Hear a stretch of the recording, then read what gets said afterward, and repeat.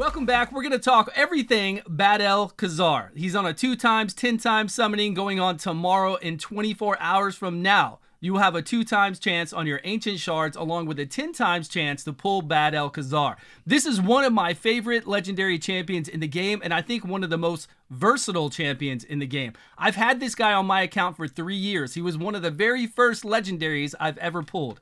And as you can see, I've got 2 maxed out. I love playing this champion in almost every area of the game. I feel like he could work for you for your account. So if you do want to summon tomorrow, good luck. This one I've just got with some speed. We've got resistance and accuracy. That's really all you need with bad-el-kazar. You want to land the poison debuffs. You want to get up those regions on your team. Whenever you have a poison up, and it doesn't have to be a poison placed by bad-el-kazar, you're going to get an increase of 20% damage done. So this is really strong just on his own. Although he is pretty simple, I mean, all he's going to do is remove all debuffs from your whole entire team, apply poisons to the enemy, regions to your team, and then his A1 will attack everyone and then do healing. It's really light healing. There are situations where you might want to have a stun set on your bad-el-kazar going through the Doom Tower. That way you can get additional stuns off. You can remove all debuffs, get up those heals, get up those poisons, and make it through those waves much easier. There's other times when we've used him just for this 20% additional damage to kill the spider quickly. On stage 20, we would come in there with the bad-el-kazar just to get this damage. So we could use Septimus, Cold Hearts, Royal Guards, and kill the spider extremely fast.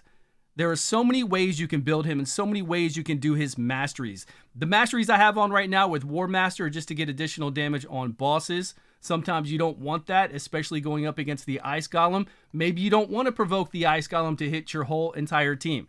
And you might not want War Master, but you do want the poisons because you can poison the Ice Golem and you can solo the Ice Golem. We can solo Ice Golem and Dragon. I think he's one of the best champions to have the least amount of gear to be able to solo that kind of content. And you can do it in many different ways with many different gear. Right now, I've just got speed and resistance. This bad-el has a regen set on to make sure he really doesn't die. And then we've got reset accessories on this one.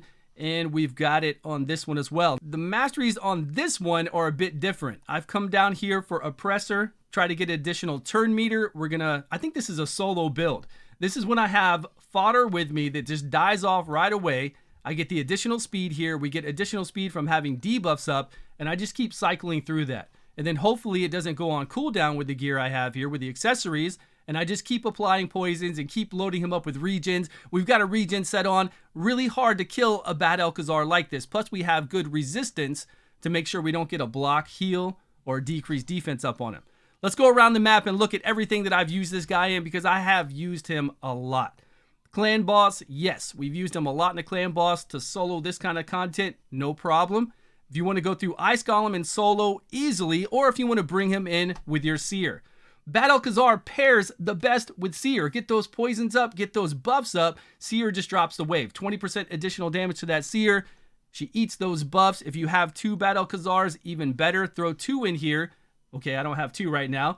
I'm running with 1. We're running with these other buffs. We drop the wave. We reset. We drop the wave. We drop the minions at the boss with this run. And then we let bad-el-kazar, along with any Kymar that's left over, solo the boss. Easy, quick, under 1 minute runs. What's the fastest we've had here on this one? 57 seconds. Same thing with this. Run in here with your bad-el-kazar. It doesn't even matter if he's weak affinity. Bad-el doesn't care about that. He's so strong. He is really fun. And I hope you guys do pull him if you're going after him. Dragon is one of the easiest dungeons to do out there. Let's see if I've got him loaded up or I have a different team. Yeah, I have Cleopatrix in here playing around, but I would still bring bad-el-kazar with Seer because Bad-el's then going to solo the boss. We bring the Seer in and whatever other comps we need to get there. Or if you just wanted to solo with your fodder, again, you could do it easy here. The only place I really didn't use bad-el-kazar back in the day was, of course, on Fire Knight. We have no multi-hit to use here, and I did use him quite a lot in Spider. I used to use him as the off-affinity tank, so all the Spiderlings would attack him. He would counterattack, get all that life back. If you want to do lifesteal gear along with War Master to get insane amount of heals back on top of what he's going to do for your team, you could do that as an off-affinity tank. You could bring him in here like I talked about earlier to get that 20% additional damage for your team so that you can nuke the spider even faster. There are so many Doom Tower bosses that I've used him on along with Doom Tower waves. He's incredible for Doom Tower waves, and if you did need that extra control, put him in a stun set.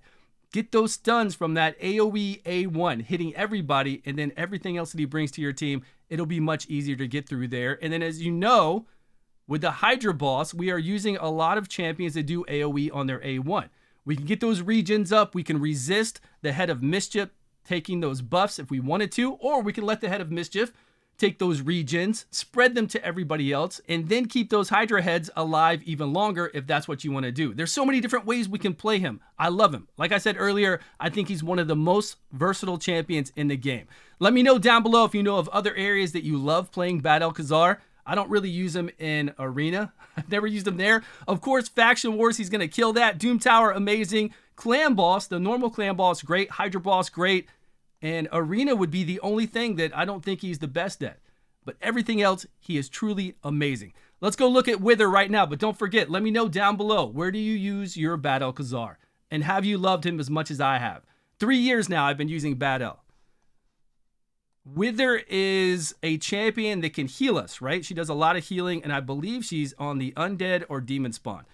Not that Undead or Demon Spawn need more champions, but they've got them. She is going to be on the Sunday, I believe, 2 times, 10 times. So if you already have a BEK and you want to summon on the 10 times, 2 times for her, it's very similar. She's got an AoE A1. She can place Leech up. We can do continuous heals here on the person with the lowest HP. Increase defense on our team. We do continuous heals, and then she instantly activates those continuous heals on all your allies. We have a 3-turn cooldown, just like bad-el-kazar. She's got a cool passive to place continuous heals on your allies, and then removes all debuffs from your allies, then heals them all by 30% of her max HP. And she's got insane max HP, along with defense, speed, and built-in resistance. A really strong champion, and of course, this resistance lead you would use everywhere to get even more. A good champion. I don't know exactly where I'm going to use her with this dagger in her stomach and those extra arms with this necklace. I don't know what's going on. Just amazing. Amazing stuff in this game. So let me know, would you rather have her or would you rather have bad-el-kazar? I'm leaning more toward BEK. I really like that champion. I know and I understand what she can do for you here. I think she does have a lot of good uses. On a 3-turn cooldown with the increased defense, much different than bad-el-kazar. She's just not putting out the poisons. She's keeping us alive. She's doing the continuous heals, but she doesn't throw out the poisons, which kill everything in the game. All those poisons tick away over and over at all those enemies and all the waves, so I can solo content and I can do more with bad-el-kazar, I feel like, than her. But she looks like she's insane to give you increased defense and keep your team alive. So if you do have her, let me know, or if you want me to play her and do a video on her, get in contact with me on Discord. That would be great. Thanks so much for watching, everybody. All the amazing support. Please subscribe if you haven't, and I will see you all in a video soon.